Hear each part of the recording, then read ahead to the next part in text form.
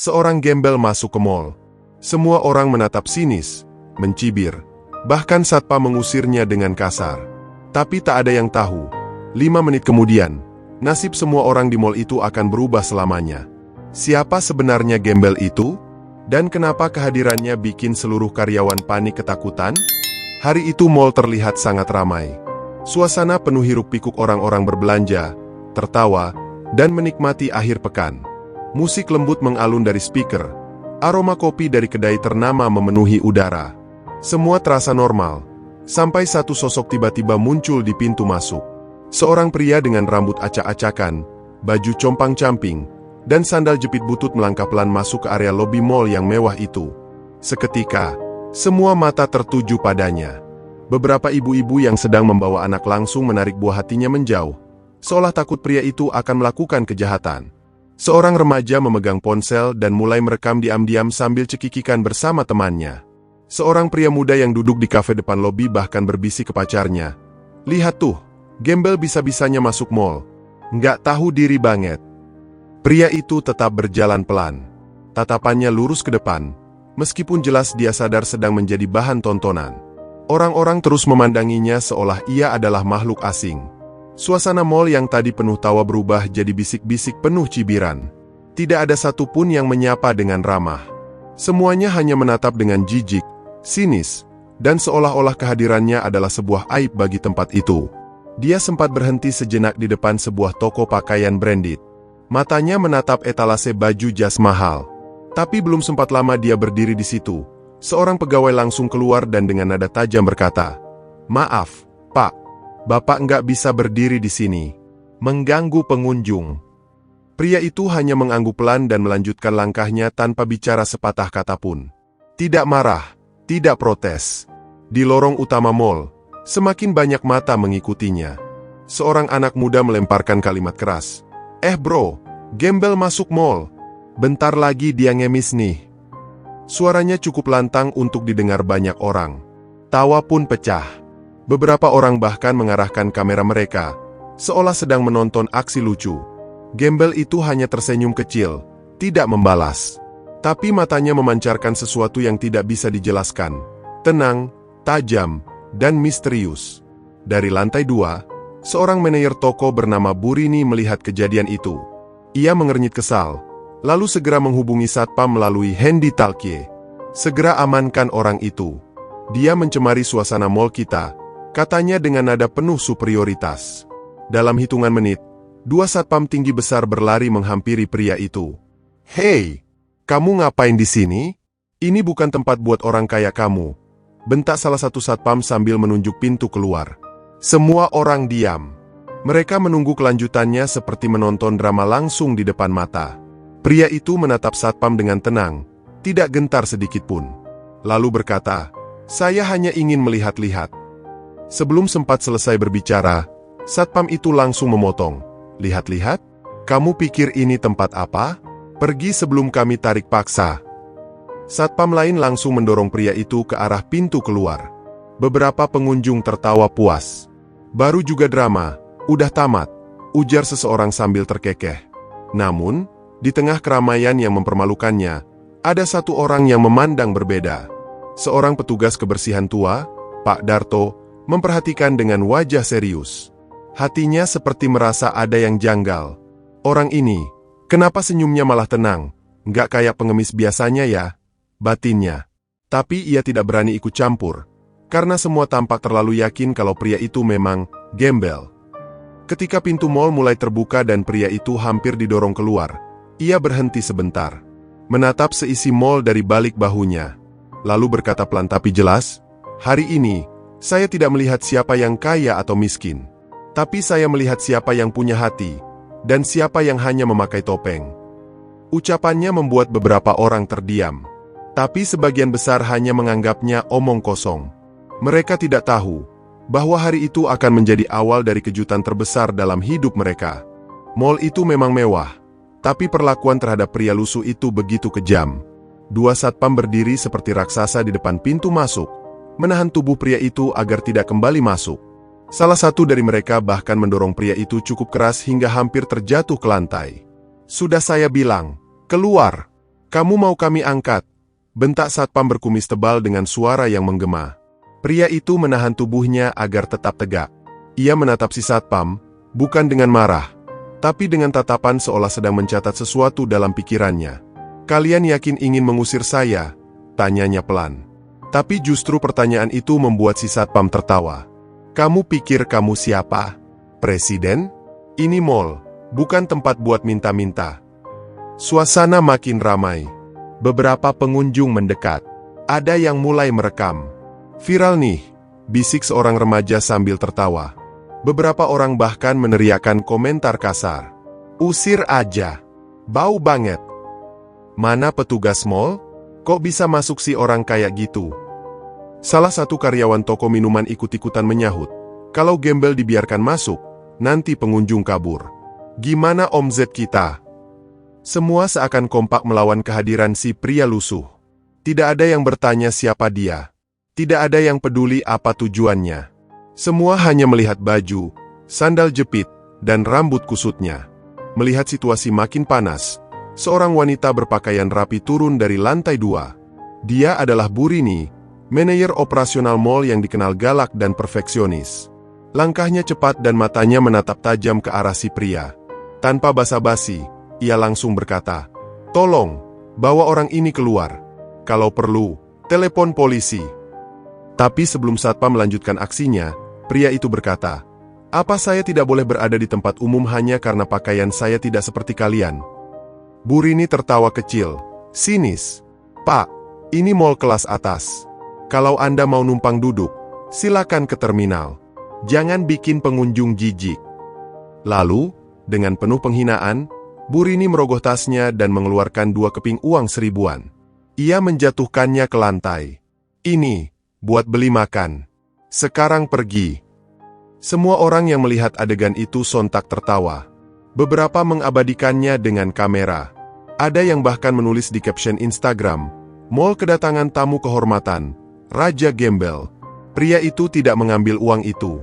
Ia menatap mata Bu Rini, dalam, lama, lalu tersenyum. Senyum yang tidak biasa. Bukan senyum takut.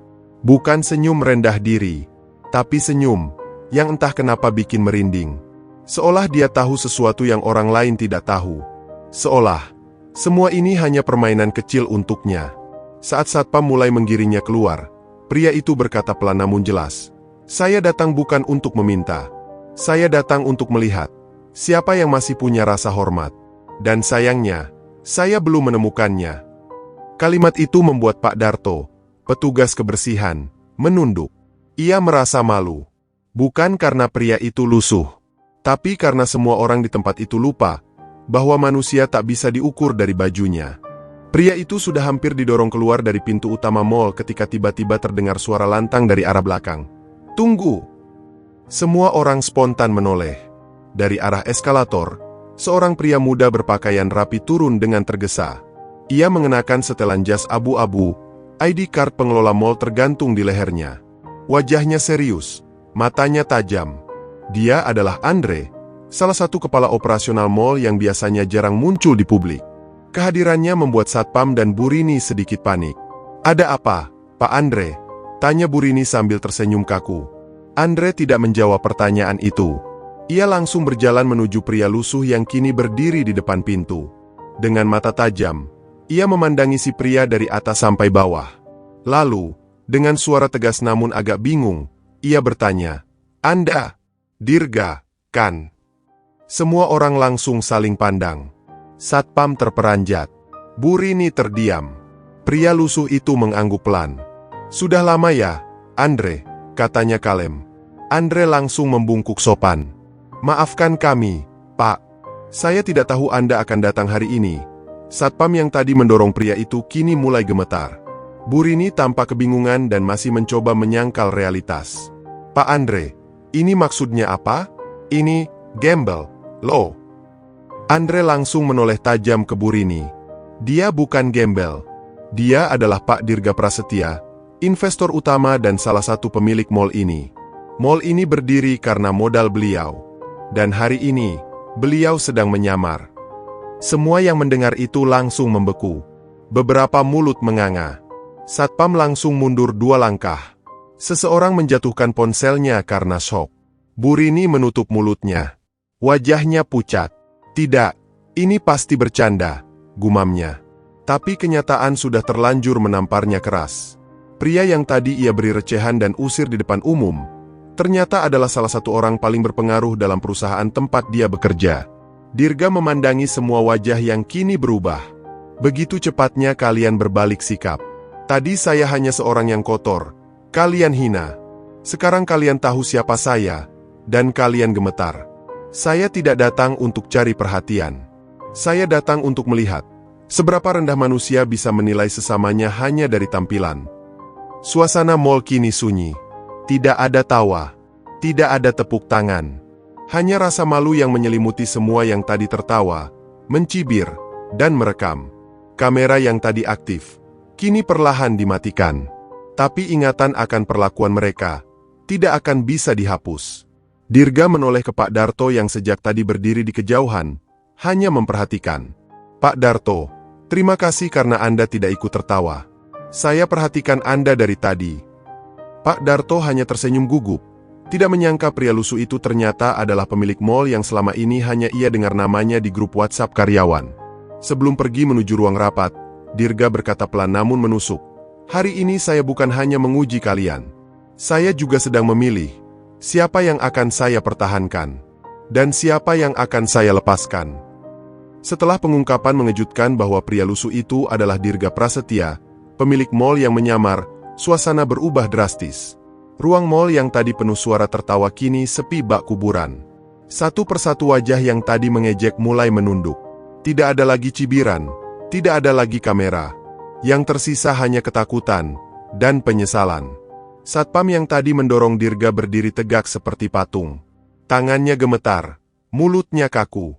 Ia berusaha mengingat semua yang tadi dia katakan, dan semuanya terasa seperti mimpi buruk yang baru saja dia tulis sendiri. Astaga, saya tadi narik-narik pemilik mall, gumamnya pelan sambil memandangi lantai. Bu Rini, yang tadi dengan sombongnya melempar recehan ke lantai, kini tampak linglung. Ia berusaha mencari kata, tapi mulutnya tak bisa bicara. Mukanya pucat. Keringat dingin mulai menetes dari keningnya. Pak Dirga, maafkan saya benar-benar tidak tahu, katanya akhirnya, dengan suara yang bergetar dan tubuh yang nyaris rubuh. Dirga tidak menjawab langsung. Ia hanya berjalan pelan menyusuri koridor mall, kini tanpa halangan siapapun. Semua orang menyingkir dengan hormat. Beberapa pegawai toko yang tadi ikut menertawakan kini memaksakan senyum canggung sambil membungkuk-bungkuk, berharap wajah mereka tidak diingat. Tapi semuanya sudah terlambat. Di ruang staf belakang, kabar itu menyebar seperti api. Para karyawan membicarakannya dengan panik. Itu serius? Yang tadi diusir itu Bapak Dirga? Astaga, gue sempat ngetawain dia waktu dia berdiri depan toko. Gawat, gue tadi ngerekam dan upload ke TikTok. Salah satu karyawan toko baju yang bernama Indra bahkan langsung menghapus videonya dari Instagram. Tapi tak ada gunanya. Dirga melihat semuanya. Ia tahu siapa yang menunjukkan hati, dan siapa yang ikut menertawakan tanpa berpikir. Karena sesungguhnya, penyamaran itu bukan sekadar iseng, tapi ujian. Dan banyak yang gagal. Di dalam ruang rapat, Andre menjelaskan kepada Dirga tentang kondisi mall dan performa SDM yang selama ini mereka banggakan. Tapi Dirga hanya menatap kosong ke jendela. 1 hari menyamar, cukup untuk tahu siapa saja yang layak disebut manusia. Dan siapa yang hanya memakai seragam untuk menutupi kekosongan hatinya, katanya dingin. Sementara itu, Pak Darto, petugas kebersihan yang tadi hanya diam, dipanggil oleh staf HR untuk bertemu langsung dengan Dirga. Wajahnya gugup, tapi juga penasaran. Saya? Dipanggil Pak Dirga? Kenapa? Bisiknya ke teman sekerja. Tidak ada yang tahu. Tapi semua mulai paham bahwa Dirga mencatat semuanya. Termasuk siapa yang diam tapi tetap punya hati. Bu Rini terlihat berjalan tergesa ke ruang rapat. Ia ingin menjelaskan, meminta maaf, membela diri. Tapi di tangannya ia sudah menggenggam amplop putih. Surat pengunduran diri yang ia tulis sendiri. Karena sadar, tidak akan selamat dari keputusan akhir yang akan segera dijatuhkan. Pagi itu, ruang rapat utama mall dipenuhi para manajer, supervisor, dan kepala divisi. Semua duduk tegang. Tidak ada yang bersuara. Bahkan suara detak jam dinding terdengar sangat jelas. Di tengah ruangan, duduklah Dirga Prasetya, masih dengan pakaian sederhana, hanya kaos polos dan celana jeans usang. Tapi kini, tak ada satupun yang berani meremehkannya. Andre berdiri di samping Dirga, membacakan satu persatu nama karyawan yang akan dipanggil. Bu Rini, silakan maju. Semua mata langsung tertuju ke arah wanita yang kemarin menjadi sosok paling lantang dalam mengusir Dirga. Langkah Bu Rini pelan, tubuhnya gemetar, dan tangan menggenggam amplop putih itu semakin erat. Dirga menatapnya dalam-dalam. Tak ada kemarahan di wajahnya. Justru tatapan kosong, dingin, dan penuh kekecewaan. Bu Rini, saya ingin Anda tahu, ini bukan soal saya dihina, tapi soal siapa Anda ketika tak ada kamera. Ketika Anda pikir tidak ada yang melihat, itulah cermin Anda yang sebenarnya. Air mata mulai jatuh dari pipi Bu Rini. Saya minta maaf, Pak, saya terlalu cepat menilai, saya terlalu sombong. Suaranya patah-patah. Tapi Dirga tidak menjawab permohonan itu. Ia hanya melirik ke arah Andre dan berkata pelan, "Sudah tahu harus bagaimana?" Andre mengangguk dan langsung menyerahkan surat pemecatan. "Mulai hari ini, kontrak kerja Anda kami putus. Anda tidak lagi bekerja di lingkungan perusahaan ini." Suara itu seperti petir di siang bolong. Beberapa orang di ruangan terperanjat, tapi tidak ada protes. Semua tahu, ini sudah lebih dari pantas. Beberapa satpam yang ikut bertindak kasar kemarin juga dipanggil. Salah satunya adalah pria berkumis yang mendorong Dirga keluar pintu mal. Ia nyaris menangis ketika harus berdiri di hadapan orang yang kemarin ia hina. "Maafkan saya, Pak. Saya cuma jalankan tugas," katanya dengan suara lemah. "Tugas siapa?" tanya Dirga tajam. "Tugas menghina orang yang kelihatan miskin? Kalau begitu, saya akan pastikan kamu tidak menjalankan tugas itu lagi. Mulai hari ini, kamu bukan bagian dari tim keamanan kami." Satpam itu menunduk dalam. Ia tahu, ini bukan sekadar kehilangan pekerjaan, ini pelajaran seumur hidup. Tapi kemudian, Dirga berdiri dan berkata, "Saya tidak datang hanya untuk menghukum. Saya juga datang untuk menghargai." Semua langsung saling pandang. Degup jantung kembali kencang. Siapa yang akan ia angkat? Lalu Dirga menatap Pak Darto, petugas kebersihan yang kemarin tidak menertawakan, tidak menghina, hanya diam dan memperhatikan. "Pak Darto, silakan maju." Semua orang menoleh, tak percaya. Pak Darto berjalan pelan. "Saya, Pak?" tanyanya dengan suara pelan. Dirga tersenyum. "Iya, Bapak. Saya tahu Bapak mungkin hanya menganggap kemarin itu biasa. Tapi sikap hormat Bapak di tengah tekanan, itulah yang langka. Dan perusahaan ini butuh orang-orang seperti itu." Lalu tanpa basa-basi, Dirga menyerahkan satu amplop emas. "Mulai hari ini, Anda saya angkat menjadi koordinator kebersihan mal. Gaji naik 3 kali lipat. Dan satu lagi, anak Anda yang sedang kuliah, saya bantu biayanya sampai lulus." Pak Darto langsung menangis. Ia menunduk, bersyukur berkali-kali. Orang-orang di ruangan pun diam. Beberapa meneteskan air mata. Hari itu menjadi pelajaran besar bahwa harga diri, kesopanan, dan rasa hormat bisa menjadi jalan rezeki yang tak disangka. Dirga menatap seluruh ruangan. "Mulai hari ini, semua tim akan saya evaluasi langsung. Saya akan datang kembali. Mungkin menyamar lagi. Jangan cari muka, tunjukkan hati kalian." 2 minggu telah berlalu sejak kejadian yang menghebohkan di mal itu. Semua karyawan kini berubah total. Mereka jadi lebih ramah, sopan, dan peduli terhadap siapapun yang datang. Tidak ada lagi yang berani menilai seseorang hanya dari penampilan. Tapi apa mereka benar-benar berubah? Atau hanya takut? Dirga tahu, perubahan yang dipaksakan oleh rasa takut tidak akan bertahan lama. Maka, ia pun merancang satu penyamaran lagi. Tapi kali ini, berbeda. Ia tak akan datang sebagai gembel. Ia akan datang sebagai kurir makanan online, seseorang yang juga sering dianggap remeh di tempat-tempat mewah. Pagi itu, dengan jaket oranye, helm tua, dan tas delivery di punggungnya, Dirga datang ke mall dengan sebuah pesanan fiktif yang ia buat sendiri. Ia masuk ke area depan sambil melihat ke sekeliling. Banyak wajah baru, tapi ada juga wajah lama. Beberapa masih bersikap manis, tapi tatapannya tidak tulus. Hanya pura-pura. Ia masuk ke salah satu restoran besar di dalam mall. Pelayan di sana tampak enggan melayani. "Tunggu di luar aja, Mas. Jangan berdiri di sini, nanti tamu nggak nyaman," katanya ketus. Dirga diam. Ia tersenyum kecil, lalu mencatat nama pelayan itu dalam pikirannya. Di lantai 2, ia mendekati toko perhiasan. Di sana, seorang karyawan muda justru menyambut dengan sopan. "Mas kurir, sini aja nunggu di dalam. Adem. Mau minum, Mas?" tawarnya. Dirga menatapnya. "Terima kasih, ya. Nama kamu siapa?" "Riko, Mas," jawabnya sambil tersenyum. Di tempat lain, Dirga pura-pura tersandung di dekat eskalator. Beberapa pengunjung melihat, tapi hanya satu yang membantu, seorang cleaning service perempuan bernama Ningsih. "Mas hati-hati, ya. Kalau capek, duduk dulu," katanya sambil menepuk-nepuk bahu Dirga. Lewat 1 jam penyamaran itu, Dirga sudah mencatat siapa saja yang benar-benar berubah, dan siapa yang hanya bersandiwara. Ia pun kembali ke kantor pusat mall, membuka helmnya, dan kembali menjadi Dirga Prasetya. Sorenya, Andre menerima pesan dari Dirga.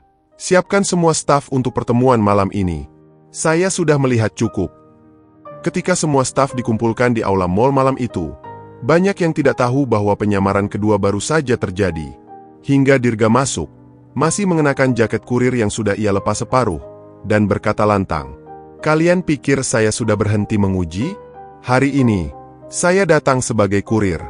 Dan saya kembali melihat siapa yang benar, dan siapa yang masih pura-pura. Mulai sekarang, saya akan terus muncul. Kadang sebagai pengunjung, kadang sebagai tukang sapu, kadang sebagai siapa saja. Hati-hati, karena saya bisa ada di mana saja." Seketika ruangan hening.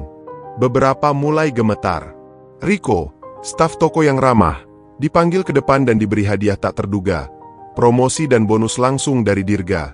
Sedangkan pelayan restoran yang kemarin ketus, hanya bisa pasrah saat menerima surat teguran. Malam itu, aula mall berubah menjadi tempat pengadilan hati nurani. Semua staf berkumpul, dari yang tertinggi jabatannya sampai yang paling sederhana pekerjaannya. Tidak ada sekat. Semua sama. Dan di tengah ruangan itu, berdiri Dirga Prasetya, bukan sebagai pemilik mall, tapi sebagai manusia biasa yang menginginkan perubahan nyata. "Saya sudah menyamar 2 kali, ucap Dirga lantang. "Pertama sebagai gembel, dan kalian menertawakan saya. Kedua sebagai kurir, dan sebagian dari kalian masih belum belajar. Maka hari ini, saya akan umumkan keputusan besar." Semua menahan napas. "Saya akan membentuk tim inti mall, sekelompok orang pilihan yang tidak hanya bekerja dengan tangan, tapi juga dengan hati. Tim ini akan menerima bonus tahunan paling tinggi, pelatihan eksklusif, dan kesempatan untuk memimpin cabang mall baru yang sedang saya bangun." Suasana mendadak riuh. Beberapa karyawan mulai menangis haru. Tak ada yang menyangka bahwa kebaikan kecil mereka, sekadar membantu, bersikap sopan, tidak meremehkan orang lain, justru membuka pintu rezeki yang tak terbayangkan.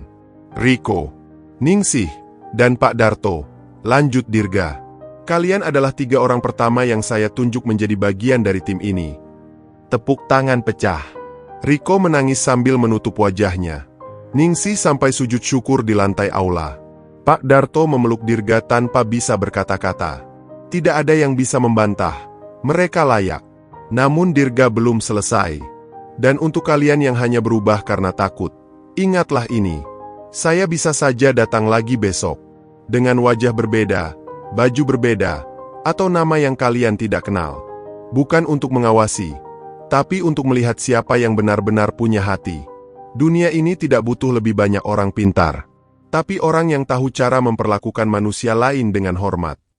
Beberapa staf yang selama ini berpura-pura mulai merasa malu. Tidak ada lagi topeng yang bisa menyelamatkan mereka. Karena mereka tahu, dalam dunia nyata, karakter lebih penting daripada CV. Sebelum meninggalkan ruangan, Dirga menatap semua orang dan memberikan pesan terakhir. "Saat kamu merasa tak ada yang melihat, tetaplah berbuat baik. Karena mungkin, yang melihat justru sedang menentukan takdirmu." Cerita ini bukan hanya tentang seorang pemilik mall yang menyamar, tapi tentang bagaimana manusia diuji saat tak ada yang melihat. Apakah kita tetap bisa hormat kepada orang yang kita anggap tak berarti? Apakah kita bisa menjaga sikap meski tak ada imbalan? Sekarang giliran kamu. Pernahkah kamu diperlakukan buruk karena penampilanmu? Atau justru pernah bersikap tidak adil kepada orang yang ternyata luar biasa? Ceritakan pengalamanmu di kolom komentar ya. Like kalau kamu setuju bahwa hati lebih penting dari jabatan. Share cerita ini biar makin banyak yang sadar untuk tidak meremehkan siapapun. Dan jangan lupa subscribe channel Kisah Tentram untuk kisah-kisah inspiratif lainnya yang bisa menyentuh hati dan membuka mata. Sampai jumpa di cerita viral berikutnya. Karena setiap kisah bisa jadi cermin bagi kita semua.